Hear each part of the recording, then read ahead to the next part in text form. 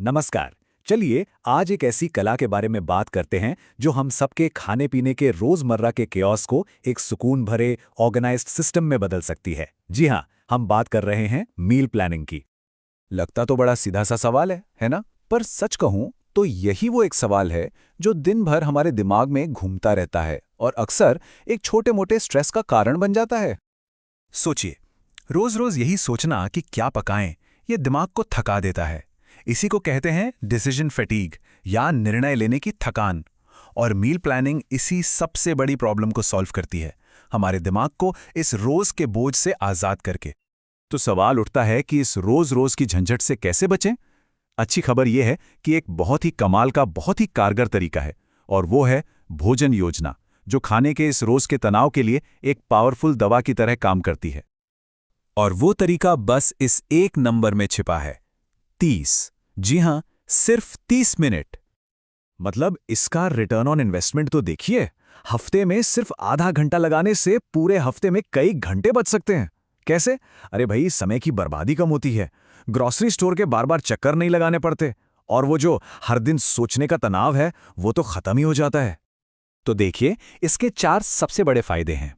ये हमारे समय, हमारे पैसे, हमारी सेहत और हमारे दिमागी सुकून सब पर सीधा असर डालता है। मतलब ये सिर्फ खाना ऑर्गेनाइज करने के बारे में नहीं है, ये अपनी जिंदगी को बेहतर बनाने और उस पर थोड़ा और कंट्रोल पाने के बारे में है। तब मन में आ रहा होगा, ठीक है, सुनने में तो अच्छा लग रहा है, पर शुरू कैसे करें? और मजे की बात यह है कि ये जितना मुश्किल लगता है ना, उससे कहीं ज्यादा आसान है। और यहां एक बहुत काम की सलाह है, ध्यान से सुनिए। एक साथ पूरे हफ्ते का प्लान बनाने की कोई जरूरत नहीं है। छोटे छोटे कदमों से शुरू कीजिए, इससे कॉन्फिडेंस भी बढ़ता है और धीरे धीरे एक आदत बन जाती है, कोई बोझ नहीं। तो ये रहे आपके पहले 4 आसान से कदम। बस 3 या 4 मील से शुरू करें। और सबसे अच्छा है कि डिनर पर पहले फोकस करें। हफ्ते का शेड्यूल देख लें कि कौन सी रातें ज्यादा बिजी रहने वाली हैं और एक सिंपल सा टेम्पलेट बना लें, बस। अच्छा, जब एक बार बेसिक्स समझ आ जाएं, तो अगला कदम है एक ऐसा सिस्टम बनाना जो आपकी अपनी लाइफस्टाइल में फिट बैठे। क्योंकि देखिए, एक टिकाऊ सिस्टम वही है जो आपकी जरूरतों के हिसाब से काम करे, ना कि किसी और की। जरा इस फर्क को देखिए। एक प्लान के साथ और बिना प्लान के शॉपिंग करने में जमीन आसमान का अंतर है। एक तरफ आप एक मिशन पर हैं, सब कुछ फटाफट बजट के अंदर, और दूसरी तरफ बस बेकार की चीजें खरीदना, समय और खाने की बर्बादी, और ऊपर से स्ट्रेस। ये तो महंगा सौदा है। अब शॉपिंग को और स्मार्ट बनाने के लिए कुछ कमाल की तरकीबें हैं। अपनी शॉपिंग लिस्ट को स्टोर के सामान के हिसाब से ऑर्गेनाइज करें। पेंट्री में दाल, चावल, अंडे जैसी चीजें हमेशा रखें। और हाँ, लिस्ट के हिसाब से चलें, लेकिन कहीं अच्छी सेल दिखे तो थोड़ा फ्लेक्सिबल भी रहें। इससे पैसा और समय दोनों बचते हैं। चलिए, अब एक बड़े ही पावरफुल कॉन्सेप्ट की बात करते हैं, बैच प्रेपिंग। नहीं, इसका मतलब ये नहीं है कि पूरे हफ्ते का खाना एक साथ बनाकर रख दें। इसका मतलब है कि खाना बनाने की तैयारी पहले से कर लें। जैसे सब्जियां काट कर रख लीं या चावल उबाल लिए।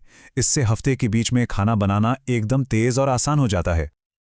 और अब आते हैं सबसे सबसे जरूरी बात पर।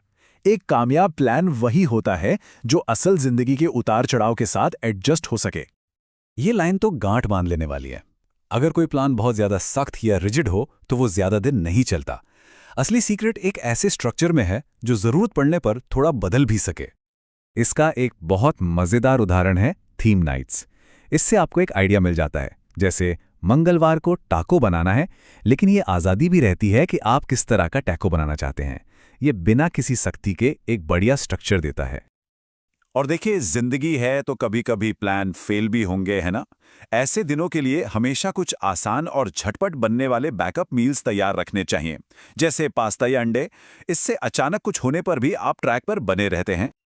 तो जाते जाते बस एक सवाल, या यूं कहें कि एक छोटा सा चैलेंज। कोई बड़ी छलांग लगाने की जरूरत नहीं है। इस हफ्ते बस कोई एक छोटी सी चीज प्लान करने के बारे में सोचें। शायद सिर्फ एक रात का डिनर या कल का नाश्ता। क्योंकि याद रखिए, छोटे छोटे कदमों से ही पक्की आदतें बनती हैं।